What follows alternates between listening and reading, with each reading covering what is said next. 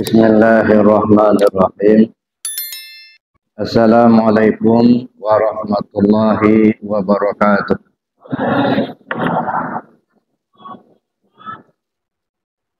Alhamdulillah alladzi arsala rasulahu bil huda wa dinil haq liyudhhirahu 'ala dini kullih walau karihal musyrikun. Asyhadu an la ilaha illallah wahdahu la syarikalah wa asyhadu anna Muhammadan 'abduhu wa rasuluh la nabiyya ba'dah. Allahumma salli ala sayyidina Muhammad wa ala alihi wa ashabihi ajma'in. Qala Allah Ta'ala fil Qur'anil Karim, a'udzu billahi minasy syaithanir rajim. Bismillahirrahmanirrahim.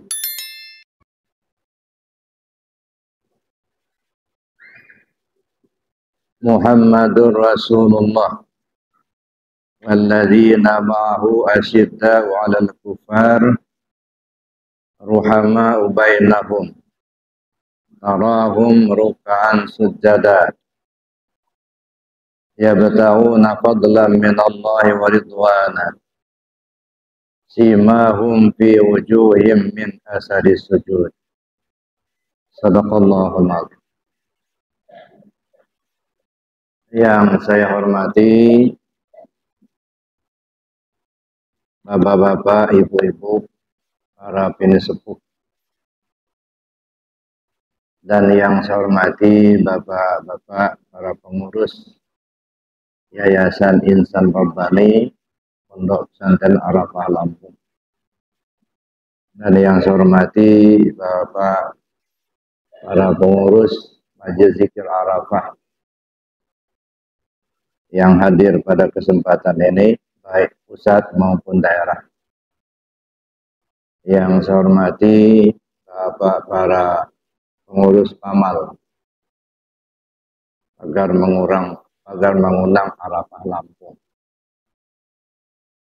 Dan yang saya hormati Ibu Ida. Ada Ibu Ida enggak? Ibu Ida ini Ibu Dapur Arafah.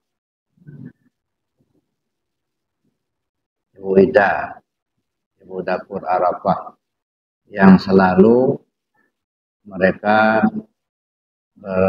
menyisihkan waktu mulai beberapa hari yang lalu sudah sibuk untuk mempersiapkan diri, memasak untuk persiapan menakib pada hari ini. Mudah-mudahan kita semua termasuk ibu-ibu Ida dipanjangkan Allah umur, sehat jasmani dan rohani. Amin Allahumma amin. Anak-anakku yang aku cintai, anak-anak Pondok Pesantren Arafah yang mereka menuntut ilmu di Pondok Pesantren Arafah ini, kita doakan semoga mereka semua menjadi anak yang soleh dan solehah. Mudah-mudahan mereka dipanjangkan Allah umur, sehat jasmani dan rohaninya. Raditu billahi rabbah. Aku ridha Allah Tuhanku. Masalahnya sekarang ini kita ikrar Allah Tuhan. Dalam Al-Quran juga Allah sebutkan, walain sa'altahum man khalaqas samawati wal arda. Ketika ditanyakan kepada mereka siapa pencipta langit dan bumi, spontan mereka menyebut Allah. Allah lah yang menciptakan. Nah, cuman permasalahannya Bapak Ibu, ya, pengenalan kita kepada Allah itu perlu untuk kita tingkatkan. Sama ketika orang dikubur, baru saja dikubur, itu biasa kita dengar ada talqin mayat. Ya kan gitu ya. Apa isi talqin mayat itu? Wahai Fulan bin Fulan, kalau datang dua orang malaikat kepadamu, janganlah engkau takut. mereka adalah hamba Allah juga. Mereka adalah mungkar dan nakir. Apabila mereka bertanya kepadamu, siapa Tuhanmu, siapa nabimu, apa agamamu, apa imammu, siapa imammu, dan kemana kiblatmu, siapa saudara-saudaramu. Jawablah dengan lisan yang fasih, Allah Tuhanku, Muhammad nabiku, Islam agamaku, Al-Quran imamku, Baitullah kiblatku, kaum muslimin muslimat saudara-saudaraku. Ini di mana ditanyanya ini? Dalam kubur. Kira-kira bisa jawab enggak ya?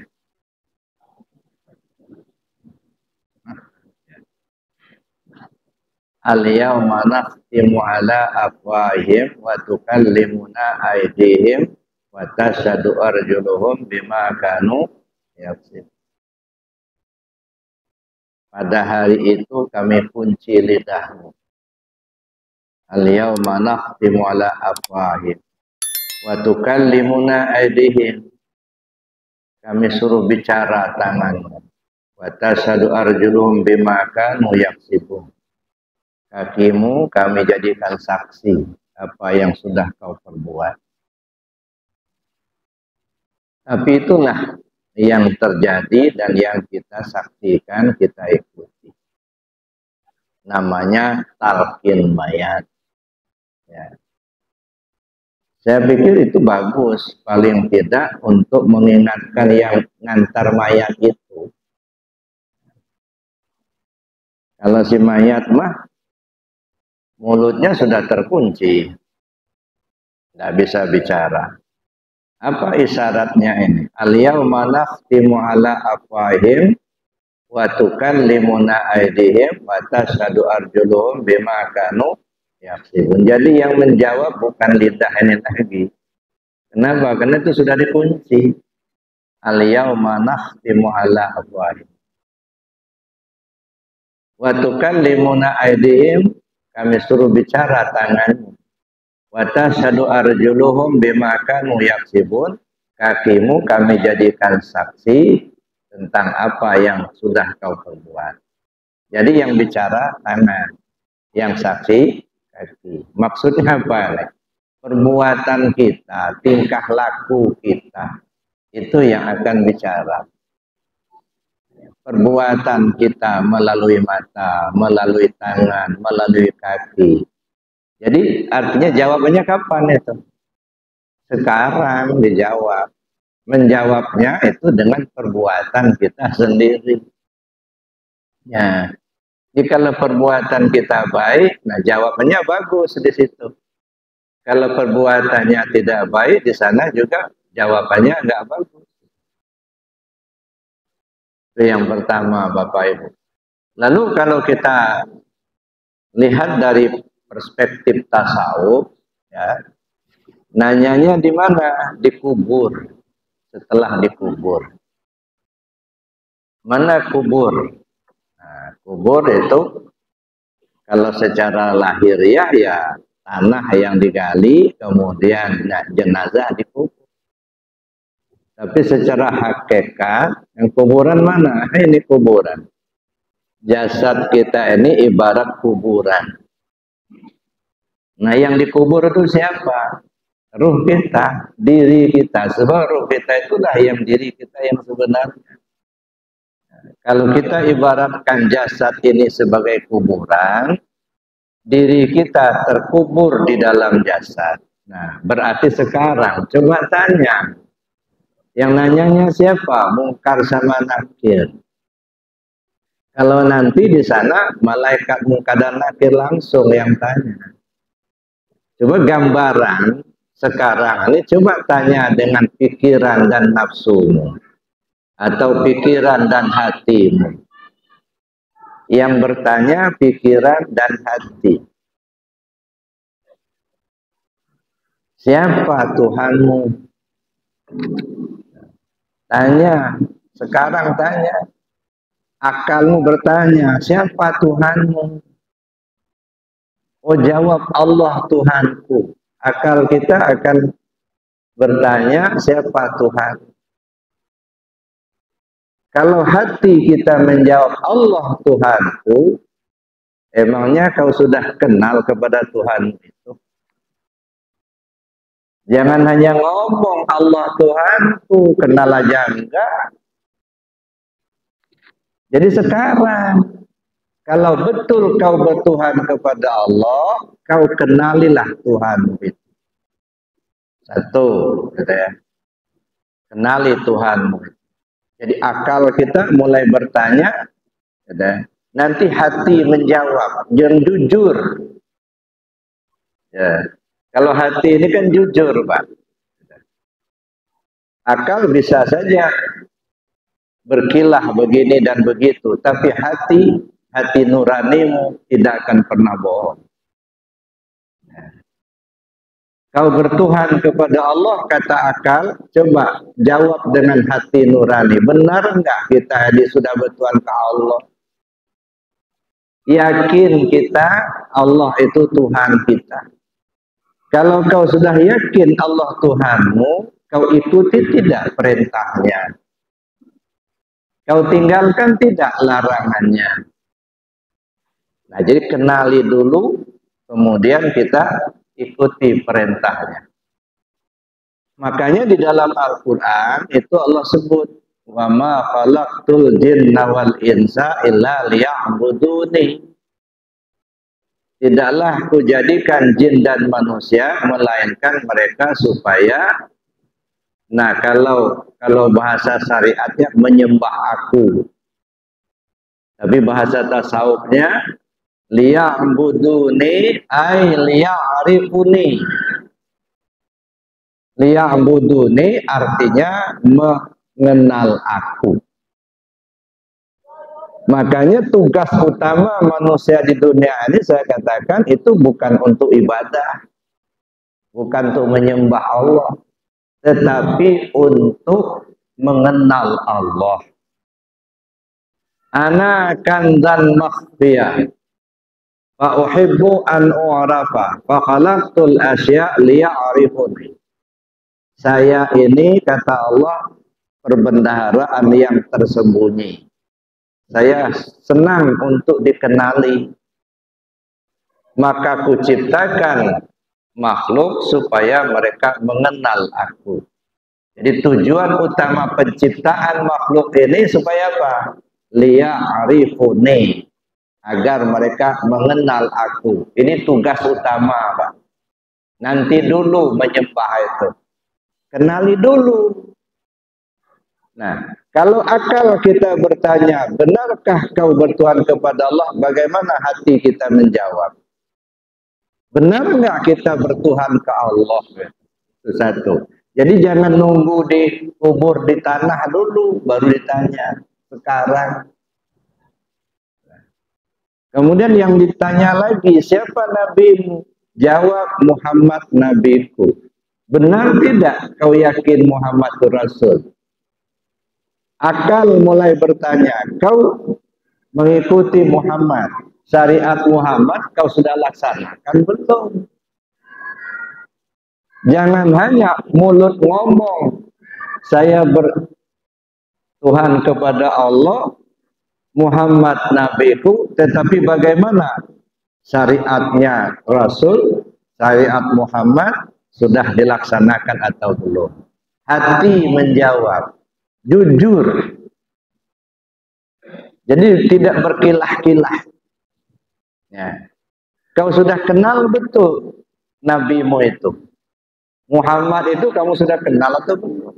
Nah, ini maka dijawab sama hati. Nah, kalau hati kita menjawab benar, pasti perilakunya akan bagus, Pak. Tapi tak terjawab oleh hati kita, akal saja yang menjawab. Nah, itu yang berkilah-kilah katanya. Nah, oleh karena itu Bapak Ibu yang saya hormati, ya mari kita lihat. Kita beriman kepada Allah dan yakin beriman kita kepada Rasulullah. Ya. Di dalam Al-Quran yang tadi di awal saya baca, itu apa kata Allah? Muhammadur Rasulullah. Muhammad itu Rasulullah. Walladzina ma'ahu asyidda'u 'alal kufar. Orang-orang yang bersamanya sangat keras terhadap orang kafir. Ruhama ubainahum, tapi saling berkasih sayang antara mereka. Tarahum ruk'an sujada. Kau lihat mereka itu ruku' dan sujud. Yabtaghuna fadlan min Allah wa ridwana. Mereka mencari karunia Allah dan mencari keridhaannya. Nah, sampai di sini Bapak Ibu kita pahami dulu. Ya. Muhammadur Rasulullah. Muhammad Rasul Allah. Walladzina ma'ahu asyidda'u 'alal kufar. Orang-orang yang bersamanya sangat keras terhadap orang kafir. Di dalam tafsir Al-Khazin ini disebutkan apa yang dimaksud dengan walladzina ma'ahu, yakni Abu Bakar As-Siddiq. Ini sosok Abu Bakar As-Siddiq. Ada satu.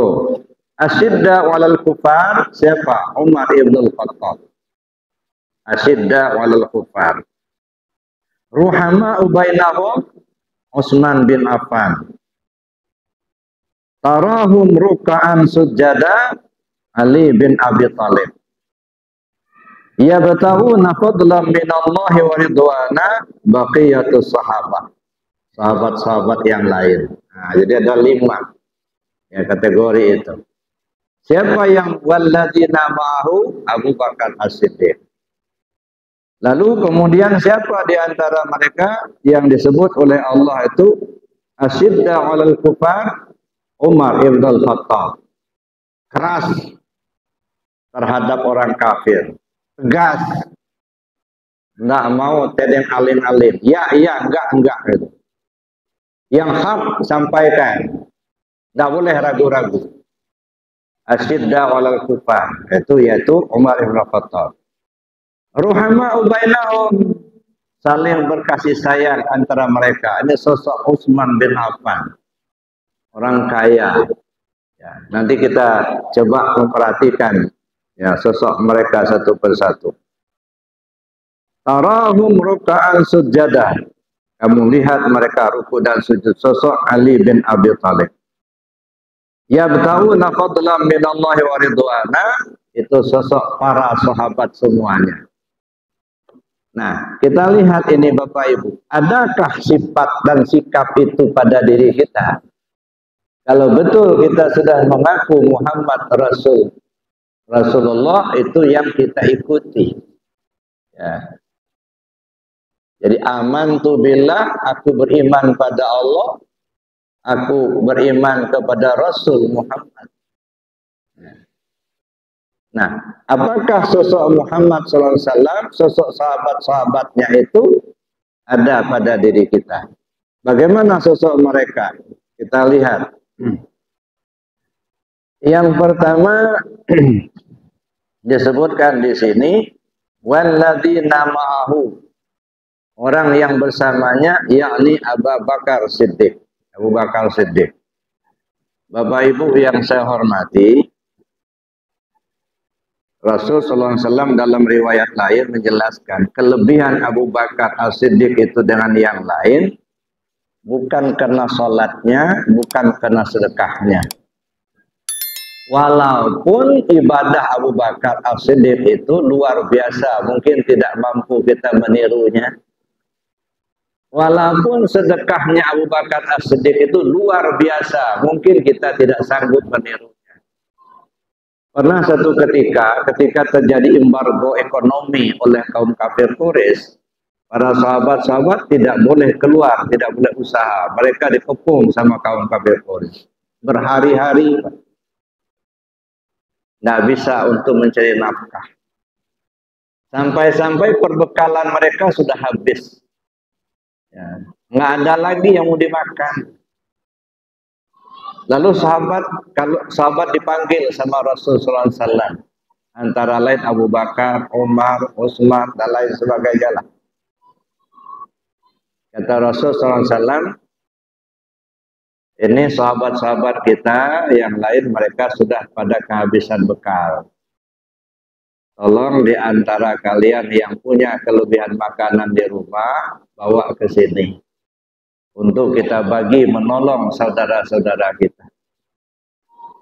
Tidak ngomong dua kali Bapak Ibu. Ya. Langsung sahabat-sahabat pulang ke rumahnya masing-masing. Nah, lama sudah itu datanglah mereka. Pertama datang Umar ibn al-Khattab radhiyallahu anhu. Membawa beberapa ekor unta, bawa makanan. Ini ya Rasul dari saya. Saya serahkan kepada Rasul. Rasul tanya, ya Umar, berapa banyak yang kau bawa ke sini dan berapa banyak yang kau tinggalkan untuk anak istrimu di rumah? Kata Sayyidina Umar, ya Rasulullah, yang saya bawa 2/3, yang sepertiganya saya tinggalkan untuk anak istri di rumah. Alhamdulillah. Bagikan. Belum beranjak Umar ibn Khattab dari depan Rasul, datang satu rombongan unta, bawa makanan itu tadi. Ternyata Abu Bakar As-Siddiq yang datang. Lalu ditanya sama Rasul, ya Abu Bakar, berapa banyak yang kau tinggalkan untuk anak istrimu di rumah? Apa jawab Abu Bakar? Ya Rasulullah, ku tinggalkan untuk anak istriku cuman Allah dan Rasulnya saja. Kalau ada makanan di rumah saya bawa semua ke sini. Yang ku tinggalkan buat mereka cuman Allah dan Rasulnya. Begitu banyak sedekahnya Abu Bakar. Tapi kata Rasul, kelebihan Abu Bakar itu bukan karena sedekahnya, bukan karena sholatnya, tapi apa? Ada sesuatu yang terhunjam di hati Abu Bakar. Ini yang menyebabkan beliau lebih dari yang lain. Ya. Yang di hatinya selalu ingat kepada Allah. Yang di hatinya zikir, kalau istilah kita zikir khafi. Terus menerus. Nah, kalau di dalam Al-Quran ini Allah menjelaskan, walladzina ma'ahu asyidda 'alal kuffar, ma'ahu bersamanya Abu Bakar As-Siddiq. Adakah sosok Abu Bakar itu ada di diri kita? Itu satu. Jadi yang menonjol itu adalah selalu ingat ke Allah di mana saja kita berada. Dan ini yang terjadi ketika Rasulullah SAW hijrah ke Madinah kan bersama Abu Bakar. Ya. Malamnya itu Rasul sudah dikepung. Ya, rumah Rasul sudah dikepung sama kaum kafir Quraisy. Ya. Tapi kemudian Rasul SAW menyuruh Sayyidina Ali untuk tidur di tempat tidur Rasul. Nah, setelah Ali tidur di tempat tidur Rasul SAW, Rasul keluar. Tak satu pun orang kafir Quraisy itu melihat Rasul itu keluar. Sampai-sampai mereka ngintip di rumah. Mereka lihat sedang tidur. Dikiranya Rasul sedang tidur itu. Ini sudah tengah malam. Rasul pergilah ke rumah Abu Bakar As-Siddiq. Lalu mereka berdua jalan menuju ke Gua Hira. Disitulah mereka berdua bersembunyi. Nah, pagi-paginya itu karena sudah dilihat Rasul belum keluar, akhirnya mereka masuk ke dalam, ternyata yang tidur itu Ali bin Abi Thalib. Ya. Akhirnya pimpinan kaum kafir Quraisy mengumumkan, siapa yang dapat menangkap Muhammad hidup atau mati akan dikasih hadiah 100 ekor onta. Begitu kejamnya orang kafir Quraisy kepada Rasul. Mau dibunuh, Pak. Siapa yang bisa menangkap Muhammad, hidup atau mati, akan dikasih 100 ekor onta. Berkeliaranlah kaum kafir Quraisy mencari. Ada di antaranya sudah naik ke gua Hira itu. Ya, ke gua Sur maksud saya. Ya. Sudah naik ke gua Sur. Tetapi mereka tidak yakin kalau Rasul ada di dalam. Kenapa? Karena di pintu gua Sur itu ada burung merpati sedang ngerem di tengah-tengah pintu gua itu. Sementara labah-labah ada di situ dan sarangnya tak ada yang putus. Pikiran mereka kalau pagi-pagi ini ada orang yang masuk ke dalam, pastilah sarang labah-labah itu pada putus-putus. Pastilah burung merpati ini sudah terbang karena pas dia ngerem di tengah-tengah pintu itu. Rupanya begitu Rasul masuk bersama Abu Bakar ke gua Sur itu, datang burung merpati bikin sarang, langsung ngeram di situ. Datanglah labah-labah langsung bikin sarang, sehingga selesai. Tapi dari dalam kelihatan betul banyak orang lalu lalang di luar pintu. Ada yang bawa pedang, bawa pentungan. Abu Bakar sih sangat gelisah. Apa jadinya nanti kalau sampai mereka masuk? Kegelisahan Abu Bakar As-Siddiq ini diketahui oleh Rasulullah SAW sampai turun ayat la takhaf wa la tahzan innallaha ma'ana. Jangan takut, jangan gelisah, Allah bersama kita. Lalu Allah mengajarkan kepada Rasul dan Rasul mengajarkan kepada Sayyidina Abu Bakar, wazkur rabbaka fin nafsik. Sebut nama Tuhanmu pakai hati. Tadarruan wa khifatan, dengan rasa rendah diri dan rasa takut kepada Allah. Wa dunal jari minal qaul, tidak usah pakai suara. Bil ghudu wal asal, pagi, sore, siang dan malam. Itu yang diajarkan Rasul kepada Sayyidina Abu Bakar ketika berada di Gua Sur, yaitu zikir di dalam hati. Jadi kita mengamalkan zikir khafi, zikir dalam hati, itu merupakan pelaksanaan dari ajaran junjungan kita Nabi besar Muhammad SAW. Dan itu perintah Allah. Jadi kalau ada orang mengatakan zikir dalam hati, zikir Allah, Allah nggak ada dalilnya, nggak ada hadisnya, nggak ada ayatnya, saya pikir nggak usah didengarlah. Yang kita dengarkan orang yang ngerti, Pak. Kalau nggak ngerti, ngapain didengarin? Ya. Orang yang paham, ya, yang tahu sudah sedemikian jelasnya riwayatnya, sedemikian jelas ayat Al-Quran. Wa dzkurisma rabbika bukratan wa asila. Sebut nama Tuhanmu di pagi dan di sore hari. Itu perintah. Kok bisa-bisanya ngomong nggak ada ayatnya, gitu. Mungkin beliau belum ketemu, itu saja. Maka saya pikir jangan tergagabah gitu ya. Nggak ada ayatnya, itu terlalu sombong. Tapi kalau dikatakan saya belum ketemu ayatnya, mungkin selip, nggak sempat dibaca. Itu rendah hati lah itu.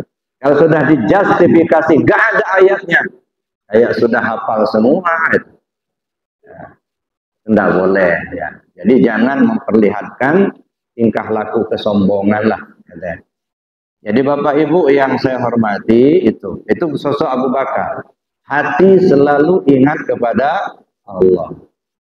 Nah, sudahkah kita contoh seperti itu? Lalu kemudian di dalam lanjutan ayat, asyidda 'alal kufar. Keras pada orang kafir. Siapa itu? Sosok Umar ibn al-Khattab. Ya. Rasul selalu minta kepada Allah supaya Islam dikuatkan dengan masuknya Sayyidina Umar. Karena sebelum Sayyidina Umar masuk Islam dulu, Pak, ya, beliau sangat keras menentang Rasul. Sampai-sampai beliau keluar rumah bawa pedang yang sudah tidak disarungkan lagi. Ketemu seorang sahabat, mau kemana kau Umar? Cari Muhammad. Untuk apa kau cari dia? Saya mau bunuh dia. Rusak agama nenek moyang kita kalau dibiarkan. Masya Allah, begitu kerasnya Umar. Ya. Lalu sahabat itu dibilang, ya Umar, daripada kau cari Muhammad, sekarang kan dia sudah banyak pengikutnya. Enggak mungkin lah pengikutnya akan ngebiarin. Lebih baik kau uruskan dulu adikmu. Kan adikmu sudah jadi pengikut Muhammad. Benar, benar. Datanglah dia ke rumah Siti Hafsah. Diketok pintu, kebetulan pintu dikunci. Tapi dari luar kedengaran ada orang yang sedang baca Al-Quran. Diketok pintu, tidak dibuka. Dipaksa buka sama Sayyidina Umar. Ditamparnya adiknya. Sampai keluar darah. Nangis adiknya. Apa yang kau pegang? Al-Quran. Baca sini. La yamassu ilal mutahharun. Tak boleh sentuh kecuali yang suci. Baca. Lalu dibacanya surat Toha ayat 1 sampai 18. Begitu dibaca Pak, netes air matanya. Gemetar sekujur tubuhnya. Itulah Umar ibn Khattab. Di mana Muhammad sekarang? Untuk apa kau cari Muhammad? Saya mau ngikut Muhammad, saya mau masuk Islam. Benar Kak? Benar. Berpelukanlah kakak sama adiknya ini bertangis-tangisan. Lalu oleh Siti Hafsah dikasih tahu Rasul ada di Darul Arqam. Dia lagi membina sahabat di sana. Berangkatlah Umar ibn Khattab ke rumah Darul Arqam itu. Ya. Pedang masih di tangan. Ya, lupa nyarumin. Ya, masih di tangan. Berangkatlah sampai di depan rumah. Kelihatan Umar datang dengan pedang yang sudah tidak tersarungkan lagi. Ya, pedang di tangan. Sahabat langsung berdiri membentengi Nabi. Lalu kemudian Rasul perintahkan, sudah ke belakang aja. Nanti saya aja yang menghadapi Umar. Nah, sahabat sudah ketak-ketir ini. Umar datang yang ditakuti oleh lawan dan kawan. Ini Sayyidina Umar. Keras. Pedang di tangan, tapi Rasul tenang aja, beliau menghadapi. Berdiri semua sahabat, Rasul pun berdiri di depan. Begitu sampai di depan Rasul, Sayyidina Umar dilemparkannya pedangnya, dilemparkannya, dipeluknya Rasulullah SAW. Asyhadu an la ilaha illallah wa asyhadu anna Muhammadar Rasulullah. Masuk Islamlah Umar. Itu kalau petunjuk Allah sudah masuk. Lau anzalna hazal Quran, kalau Al-Quran itu turun ya ke Bukit Batu sekalipun, mereka akan hancur luluh. Ya, karena takut kepada Allah. Jadi Bapak Ibu yang saya hormati, begitu kerasnya Sayyidina Umar. Beberapa hari kemudian berjalanlah berapa hari, ya, datanglah bulan. Jadi Umar bilang kepada Rasul, ya Muhammad, bukankah engkau ini Rasul yang hak? Betul? Bukankah Islam ini hak? Benar. Kalau begitu kau sampaikan dengan terang-terang, saya mendukung dari belakang. Barulah tersebarlah Islam secara terang-terangan, Pak. Setelah ada Sayyidina Umar. Tadinya masih sembunyi-sembunyi itu. Masih dari rumah ke rumah, satu persatu. Tapi begitu Umar ibn Khattab ambil ketegasan, sampaikan Islam ini secara terang-terangan. Saya dukung dari belakang.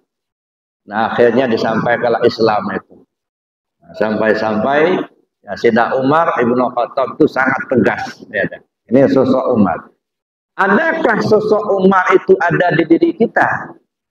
Kalau kita mengaku sebagai ya, umat Muhammad, tegas. Yang hak, hak. Yang batil, batil. Allahumma arinal haqqa haqqa warzuqna ittiba'.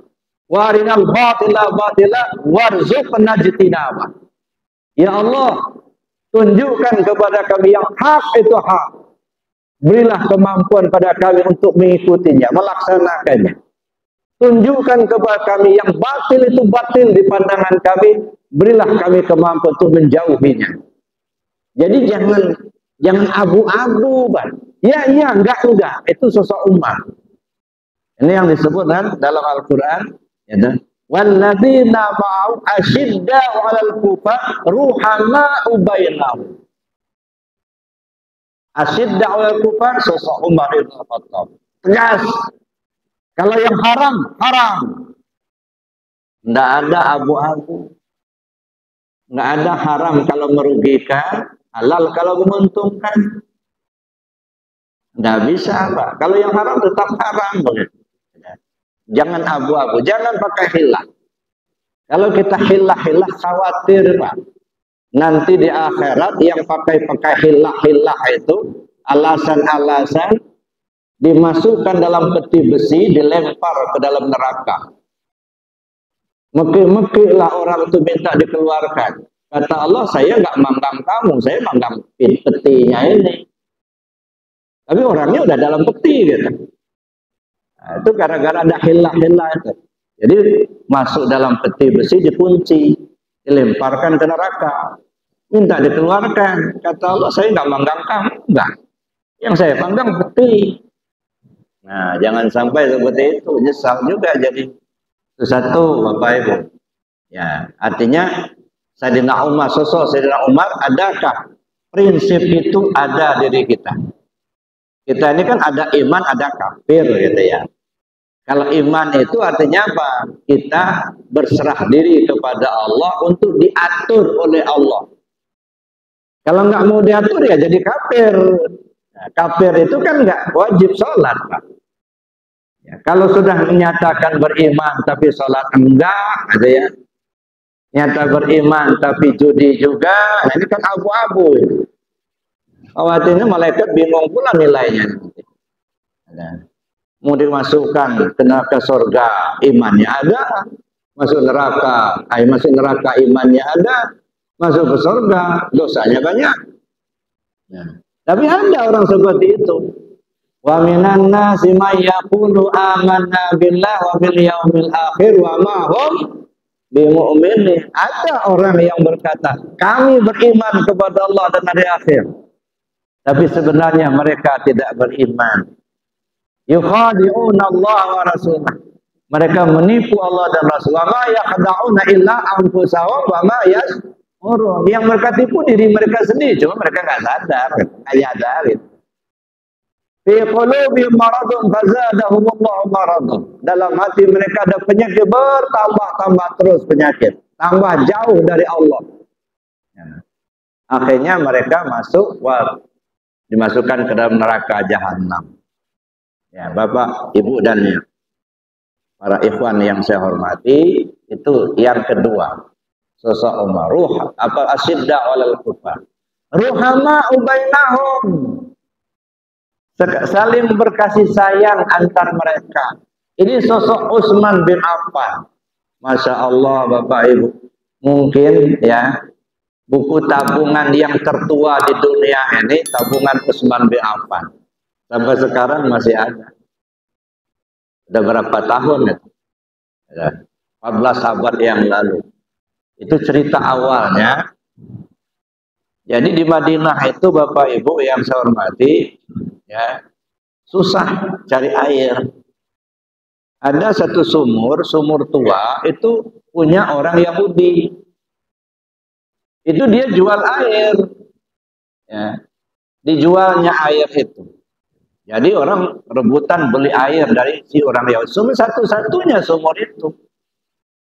Akhirnya oleh Utsman bin Affan, ya, dibelilah sumur itu. Tapi beli sebelah.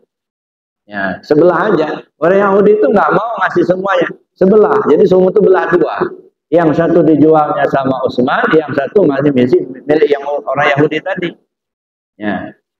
Nah, oleh Utsman bin Affan dibebaskan kepada penduduk Madinah, terutama yang Muslim, untuk mengambil air gratis, tidak dipungut biaya.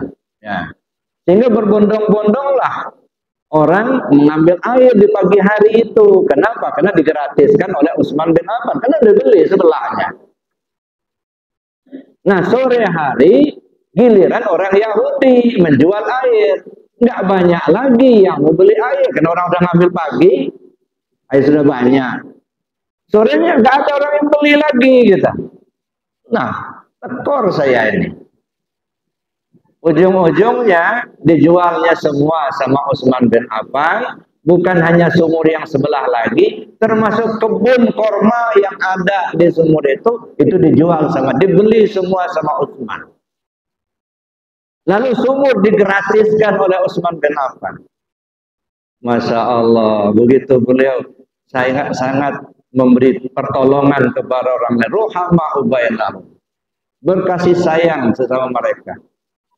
Lalu kebun kurma itu yang luas itu disuruh orang untuk ngurus. Hasilnya bagi 3. Sepertiga untuk yang ngurus, sepertiga untuk biaya perawatan, sepertiga bagian untuk Utsman. Yang untuk Utsman bin Affan ini tidak diambil sama dia, ya, diserahkan kepada negara, ditabung, ya, yang punya Utsman.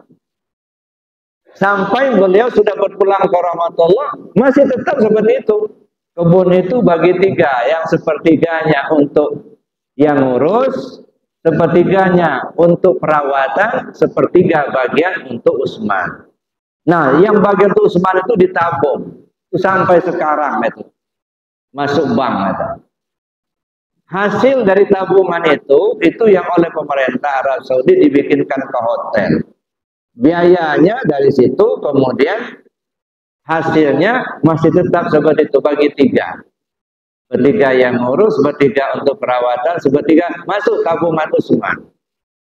Masya Allah, sampai hari kiamat, Pak. Belum tabungan akhiratnya dapat, belum tabungan dunianya juga mengalir terus. Begitu beliau sangat sayang kepada sesama. Ruhama ubainahum, berkasih sayang, tidak ada benci-membenci, enggak. Nah, bagaimana kita? Ya.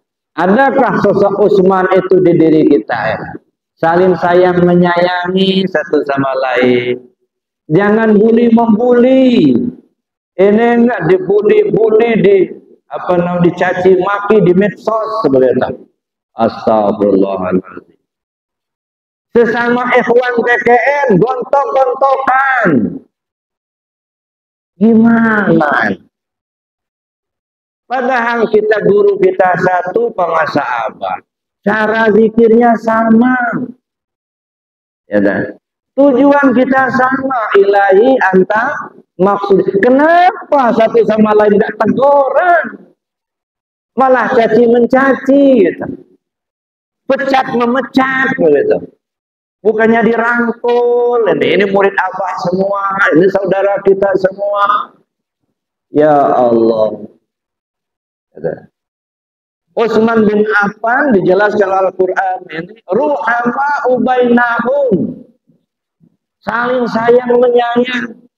Kalau ada yang susah, gimana kita menghilangkan kesusahannya? Yang diberi Allah rezeki yang banyak, berbagi sama kawan-kawan yang membutuhkan. Kalau dia sakit, sama-sama mendoakan. Ya Allah, langkah indahnya kalau persaudaraan kita seperti itu, Pak. Apalagi sesama ikhwan TKN gitu ya. Zikirnya sama, gurunya sama gitu ya. Tujuan kita sama. Kok bisa gontok-gontokan, caci mencaci, pecat memecat gitu. La ilaha illallah. Apa itu ajaran pengasahabah? Enggak. Abah mengajarkan kepada kita jangan menyalahkan pengajaran orang lain. Jangan menganggap remeh orang lain. Sayangi orang yang membenci kepadamu. Itu ajaran apa?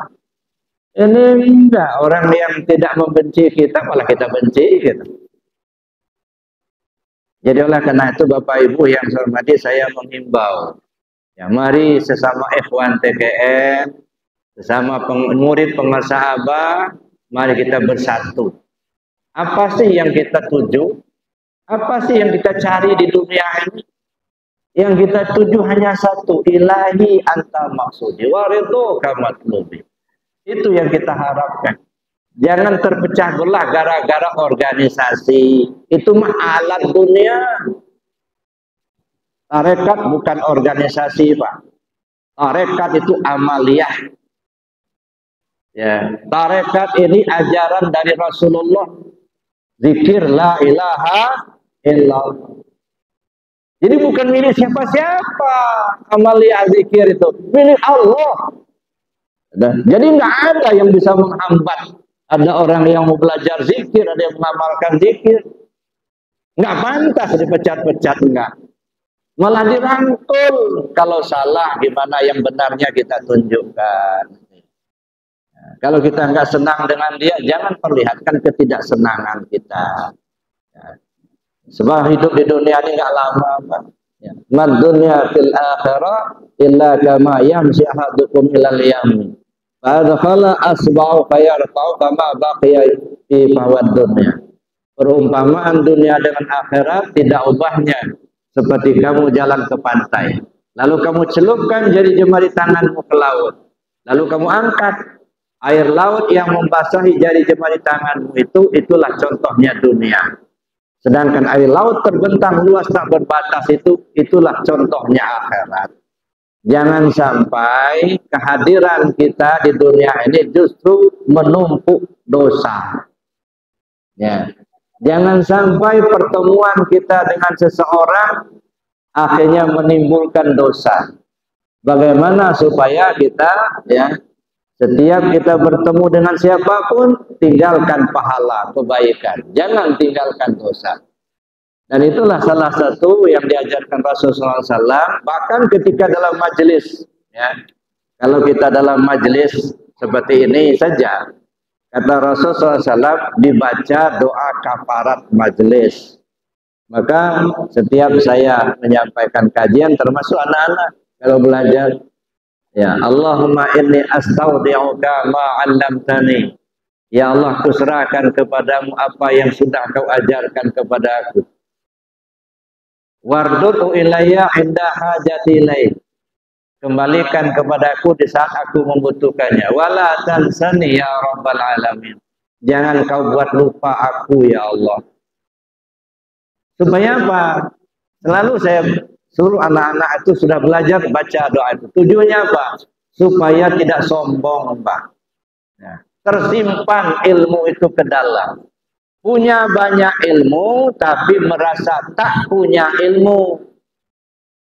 Allahumma inni astaudi'uka ma 'allamtani. Ya Allah, ku serahkan kepadamu apa yang sudah kau ajarkan kepadaku. Serahkan ke Allah lagi, bukan punya kita. Kita nggak punya ilmu, kan? Itu punya Allah. Wardu'u ilayya inda hajati ilaih. Kembalikan padaku di sana aku butuh. Kapan saja kita butuh, ilmu itu datang. Nah, jadi artinya banyak ilmu tapi merasa tak punya ilmu. Jangan baru punya ilmu sedikit, gaya kayak wali. Ya. Iya, semua orang salah, semua bid'ah semua. Emangnya ilmu Anda seberapa? Biarlah ilmunya banyak, tapi merasa tak punya ilmu. Supaya tidak sombong. Ya. Itu satu. Kemudian doa kepada majelis. Ya. Ya. Subhanakallahumma wa bihamdika asyhadu an la ilaha illa anta astaghfiruka wa atubu ilaik. Kenapa? Kalau kafarat majelis dibaca di akhir majelis, Allah ampunkan dosa yang terjadi selama kita dalam majelis itu. Artinya apa? Rasul mengajarkan kepada kita, jangan sampai kita setiap bertemu dengan orang meninggalkan dosa. Tapi bagaimana kita setiap bertemu dengan siapapun yang kita tinggalkan kebaikan-kebaikan. Jangan kita berpisah dosa yang kita tinggalkan, yang kita dapatkan. Naudzubillah. Jadi makanya Bapak Ibu yang saya hormati, sosok Utsman bin Affan itu adalah ruhama ubainahum, saling cinta mencintai. Ya, kasih sayang antara satu sama lain. Tidak ada yang lebih di antara kita kecuali takwa. Inna akramakum indallah atqakum. Jangan merasa lebih karena kita pejabat, jabatan ada masanya. Ya, begitu sudah masanya habis, lengser pensiun. Kalau sudah pensiun, bagaimanapun tajamnya kuku, kalau sudah pensiun nggak berkuku lagi. Bagaimanapun tajamnya tarim, kalau bagi menjabat, begitu pensiun tidak bertarim lagi. Nah, kita sombong karena harta kita. Berapa banyak harta yang kita punya? Belum perpernya ada hartanya Qarun, Pak. Ya. Baru sedikit udah sombongnya bukan main. Qarun itu, Pak, anak kunci gudangnya saja 40 ekor onta yang bawa. Anak kuncinya bukan hartanya, anak kunci gudang. 40 ekor onta. Nah di kita ini 1 ekor onta saja gak keberatan. Cuma hanya 2 biji kuncinya. Itu pun kalau ada, boleh kita. Begitu sedikitnya sombongnya bukan main, nggak boleh. Nah, makanya kita tidak perlu ya menampilkan kesombongan. Itu dilarang oleh Allah. Jadi Bapak Ibu yang saya hormati, itu yang ketiga, ruhama'u bainahum.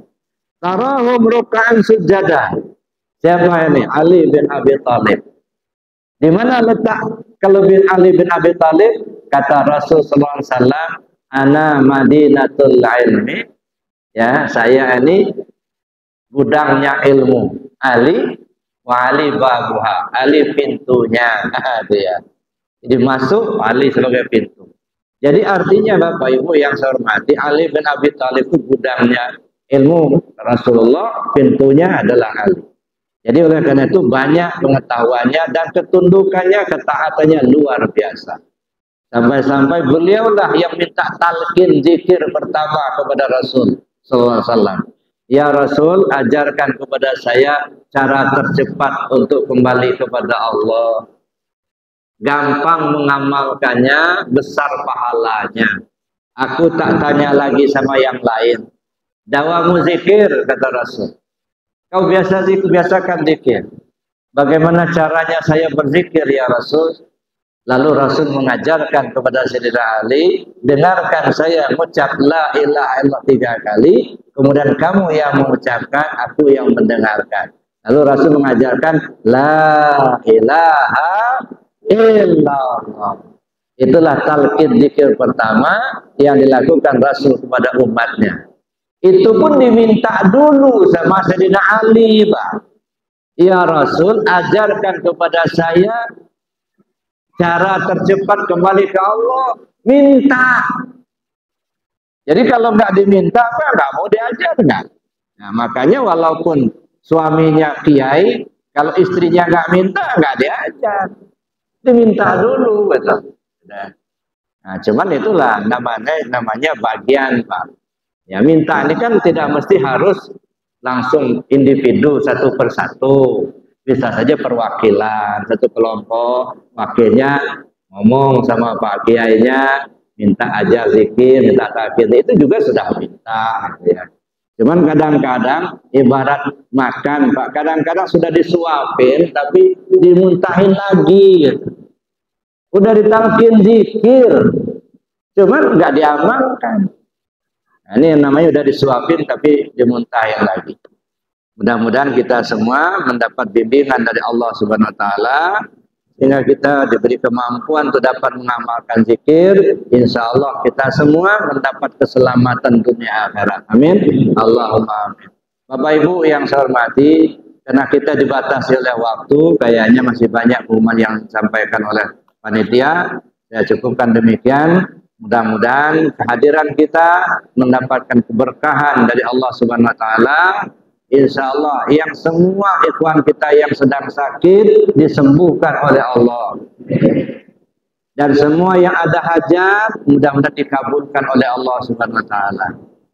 Saudara-saudara kita, ikhwan kita yang sudah berpulang ke rahmatullah, mudah-mudahan semuanya diampunkan Allah segala dosanya, dilapangkan di alam kuburnya. Allah hadiniyah bisyafaati Rasulullah SAW wa bi karamati sultan awliya Syaikhul Qadir Jalani pada salat Syekh wa bi karamati Sayyidul Karam Syekh Abdullah Barak bin Muhammad wa bi karamati Sayyidul Karam Syekh Ahmad Sahibul Wafat Tajul Arifin. Allahumma ya afadil hajat, Allahumma ya kafiyal muhimmat, Allahumma ya dafi'al baliyat, Allahumma ya rafi'ad darajat, Allahumma ya syafil amrad, Allahumma ya mujibad da'wat, Allahumma ya arhamar rahimin, irhamna birahmatika ya arhamar rahimin, bi barakati al-Fatihah. A'udzu billahi minasyaitonir rajim. Bismillahirrahmanirrahim. Alhamdulillahi rabbil alamin, arrahmanir rahim, maliki yaumiddin. Iyyaka na'budu wa iyyaka nasta'in, ihdinas siratal mustaqim, siratal ladzina an'amta 'alaihim ghairil maghdubi 'alaihim waladdallin. Baca doa dan kafarat majelis. Bismillahirrahmanirrahim.